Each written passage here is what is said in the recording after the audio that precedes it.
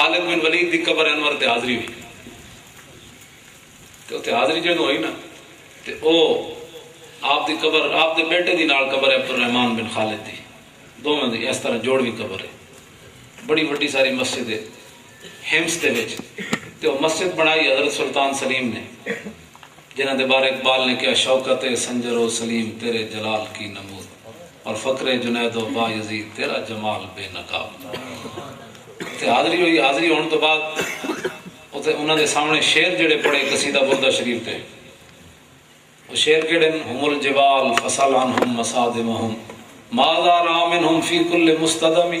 امام بصیری کہتے ہیں صحابہ کوئی معمولی لوگ نہیں سنے تے عظم استقلال تے بہادری دے پہاڑ ہے،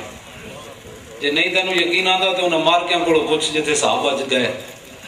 جے پھر بھی نہیں تے فصل حنینم وصل بدرم وصل لہدا، پھر بدر کو پوچھ حنین کو پوچھ تے اود کو پوچھ کہ صحابہ تھے کیڑے کیڑے کارنامے سر انجام دیتے تے کان میں چک کے تھے نہیں لے جاتا انہیں حضور سے مدرج پڑھنے کوڑے دعا سنیا تیری کیا بات ہے، سنیا نو چاہیے تھا کھل کے جناب صلی اللہ علیہ وسلم سارے لاؤ اندر پتہ لگے میں نے پتہ لگے کیڑا کیڑا نہیں ہے اپنا سارے رسول اللہ دے غلام۔ یہ بظاہر